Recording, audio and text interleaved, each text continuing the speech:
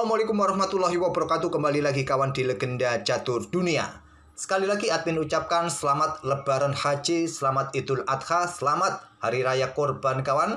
Bagi kawan-kawan yang berkorban kemarin ataupun hari ini kawan, semoga korbannya diterima oleh Allah Subhanahu wa taala. Dan juga admin mengucapkan selamat menunaikan ibadah haji bagi saudara-saudara kita yang masih di sana kawan, dan mungkin sudah menyelesaikan semua kewajiban rukun ibadah haji kawan. Semoga ibadah hajinya diterima oleh Allah Subhanahu wa taala. Amin ya rabbal alamin. Dan juga admin tidak lupa berdoa bagi kita semua kawan agar diberikan kesempatan oleh Allah untuk cepat ke tanah suci kawan, baik umroh ataupun melaksanakan ibadah haji bagi yang belum menunaikannya, termasuk admin sendiri. Amin ya rabbal alamin. Dan video kali ini kita coba sempatkan menengok turnamen catur wanita yang ada di St. Louis, Amerika Serikat, yaitu Ken Cups 2024 yang sudah memainkan game keempatnya tadi dini hari kawan. Nah, turnamen ini diikuti pecatur-pecatur wanita kawan, bergelar Grandmaster ataupun International Master yang diikuti oleh 10 pemain. Nah, sampai babak keempat ini ada Tan Zhongyi memimpin turnamen dengan 3 poin, selisih setengah poin atas pesaing-pesaing terdekatnya. Seperti yang kalian ketahui kawan, Tan Zhongyi ini merupakan penantang Zhu Wenjun di kejuaraan dunia wanita berikutnya. Dan Tan Zhongyi juga merupakan juara dunia, merupakan mantan juara dunia tahun 2018 kawan. Jadi pecatur wanita asal Cina ini kawan, bukan pecatur kaleng-kaleng. Dia seorang mantan juara dunia. Nah, untuk game dari Tan Zhongyi ini saya pilih pada game terakhirnya, game keempat kawan, bertemu dengan International Master Anna Zatonzich. Langsung saja kita ke permainan dengan tema permainan French Defense kawan, dengan variasi normal kuda C3, tidak dibalas dengan permainan Winawer, tapi memilih jalur klasikal kuda F6. Tentu saja ada gajah G5. Nah, di sini kawan, pion D pukul pion E4 pilihan utama. Pilihan keduanya kawan, gajah E7. Pilihan ketiganya gajah B4 untuk pin kuda. Kalaupun pion ini didorong maju, kebanyakan seperti itu, kalian bisa balas dengan pion H6. Nah, kebanyakan manusia menarik mundur gajahnya ke D2. Kalau Stockfish lebih menyukai pion ambil kuda kawan, nanti pion ambil gajah. Tapi kebanyakan jalur yang dipilih manusia dengan gajah D2. Nah, di sini kalian bisa melanjutkan dengan gajah sikat kuda C3, ambil balik oleh pion B kawan, untuk tetap memperkuat posisi pion kalian walaupun ada satu pion terpisah dan pion double di lajur C. Tapi jalur inilah kesukaan para pemain di jalur klasikal kawan, dengan gajah bergerak ke petak B4 tadi. Nah, kuda kebanyakan langsung lompat ke petak E4, dan ada gajah D3 tentunya. Memilih dengan langkah pertukaran pion dengan pion D pukul pion E4, kuda caplok kembali pion E4, tekan kuda, ada gajah E7 tentu saja. Dan di sini kalian bisa melanjutkan untuk sikat kuda F6 dengan gajah ataupun dengan kuda 11-12 kawan. Di sini Tan Zhongyi menyerahkan gajah gelapnya, sikat kuda F6, ambil balik. Kemudian ada kuda F3 untuk sekaligus perkuat posisi pion pusatnya D4, rokade. Setelah itu kuda caplok gajah F6, ambil balik oleh menteri, dan ada gajah D3. Lanjut Tan Zhongyi persiapan rokade di langkah berikutnya. Pengorbanan pion sementara kawan ataupun juga pertukaran pion, jika diterima menteri bisa mendapatkan pion B2. Itulah yang terjadi di atas papan kawan. Coba kita kembali sejenak mundur, memberikan kesempatan hitam menusuk kawan langsung. Walaupun di sini terlihat hitam ini keluar dari langkah-langkah prinsipal di tahap pembukaan, dia langsung mengeluarkan menteri untuk caploki pion-pion lawan kawan, tapi sementara dua perwira minornya masih berada di kandang. Begitu juga langkah putih tadi, menurut engine ini tidak terlalu kuat. Perkuat posisi pion pusat itu lebih penting kawan menurut engine. Terjadi pertukaran, tidak kalian ambil menggunakan pion tapi menggunakan kuda, dan berharap dengan 3 mayoritas pion nanti di permainan endgame ada satu pion yang mungkin bisa kalian bebaskan. Mungkin ada pion E5 di sini, kuda B3 kawan. Itulah jalur kesukaan engine untuk menahan diri, tapi memberikan kesempatan bagi hitam kawan, atau rencananya juga untuk membuka jalur-jalur pengembangan perwira. Nah, di langkah ke-11-nya kawan, baru Tan Zhongyi rokade. Kuda D7. ada benteng B1, menyerahkan pion kembali kawan, diterima. Benteng angkat, menawarkan pion yang di sini, ditolak. Menteri mundur ke petak D5. Kalau kalian tergoda untuk meradali pion-pion putih ini kawan, bahayanya gajah ini meluncur kawan. Temponya skak. Kalau kalian ambil, ada benteng mengikutinya, skak. Mundur, diikuti kuda, berikan jalan bagi menteri, ancaman skakmat tak terhentikan lagi. 7 langkah berikutnya skakmat, tak perlu saya lanjutkan lagi, sudah pasti skakmat kawan, kalian bisa cari sendiri. Nah, bagaimana jika gajah ini ditolak oleh raja? Bergeser saja ke petak H8, tetap kawan, kuda akan berikan jalan bagi menteri untuk memberikan ancaman serius nanti. Nah, ini bedanya, belum ada skakmat di sini kawan. Belum ada skakmat, cuma posisi kalian pasti berantakan. Oke, kembali lagi ke langkah aslinya. Jadi menahan diri, menterinya mundur ke petak D5. Benteng E1 dikeluarkan oleh Tan Zongyi, sementara para perwira lain kawan, terutama gajah terang hitam, belum keluar. Walaupun di sini putih kehilangan 1 pion dan berpotensi kehilangan 1 pion lagi, tapi dalam hal pengembangan aktivitas para perwira minor ataupun mayornya cukup bagus kawan.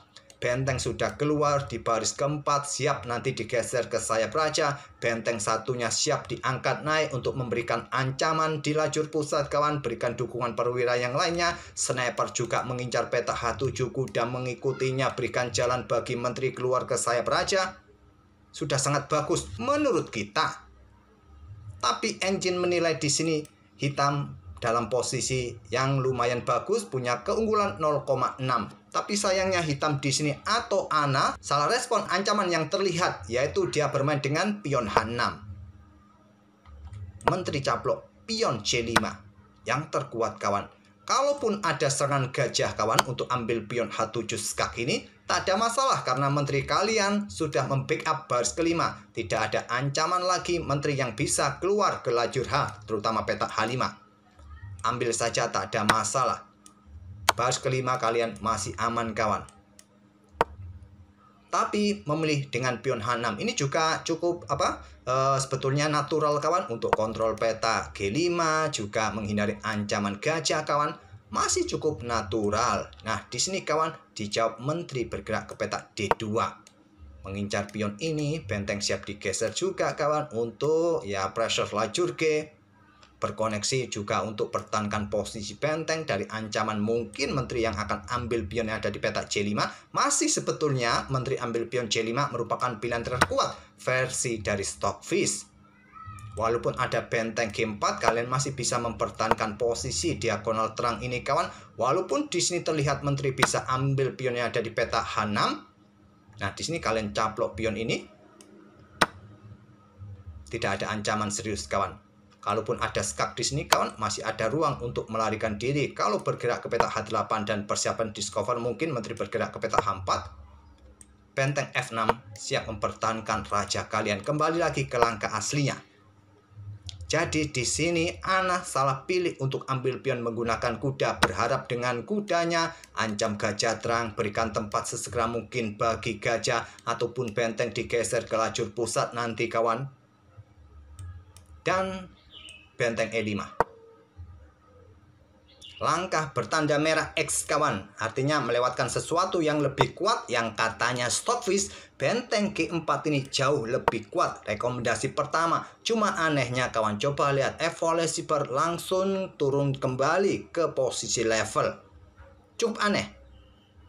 Jadi dengan benteng E5 ini termasuk salah langkah, tapi dengan benteng G4 menuruti Stockfish juga permainannya kembali level. Aneh rekomendasi dari engine kali ini kawan. Analisa dari Stockfish 16 memang terlihat cukup menakutkan kawan. Benteng di lajur G, menteri siap caplok pion H6, tapi mudah memang kawan untuk diantisipasi dengan pion F5. Mungkin menteri akan tetap caplok pion H6, pion ambil benteng, gajah meluncur skak. Nah, di sini yang menjadi pembeda, harus berhati-hati. Kalau bergeser ke sini, hitam bisa amburadul. Lari saja ke petak F7, mungkin ada kuda ke E5 menghindari pion dengan tempo skak kawan. Raja bergeser ke E8, kalian bergerak menteri G5. dan ada benteng F6. Menteri ambil pion G7.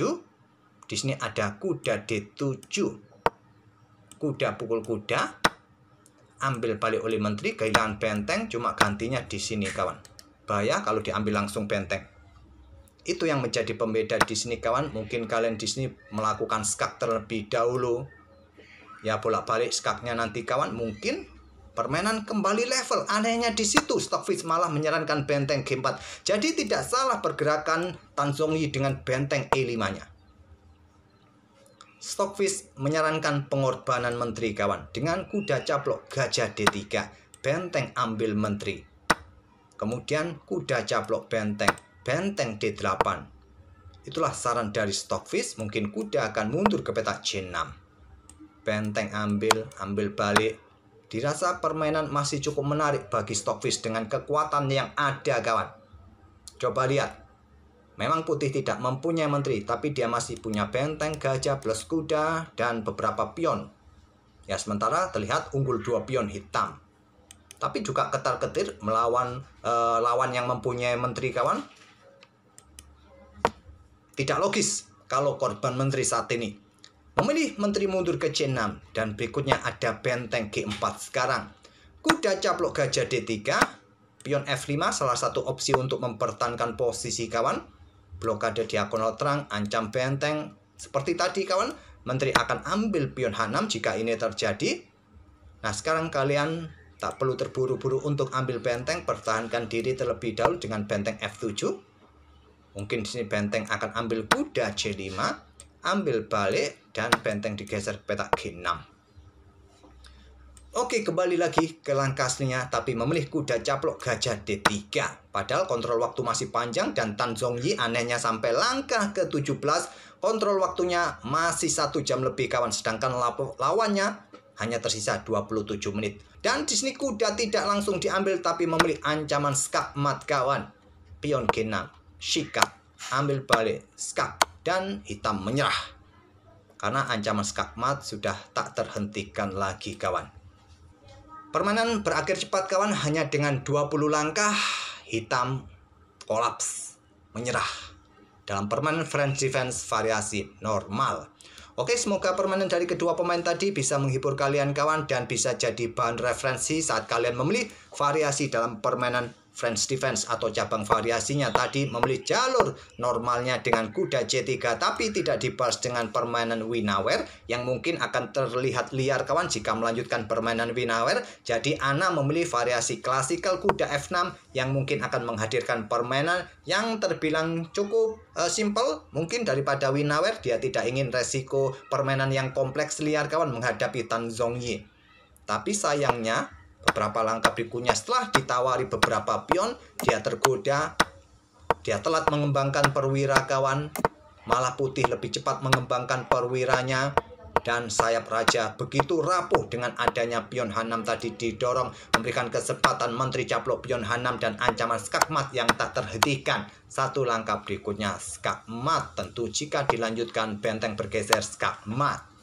Semoga bisa menghibur kalian dan kita akan bertemu di video-video berikutnya. Terima kasih. Wassalamualaikum warahmatullahi wabarakatuh.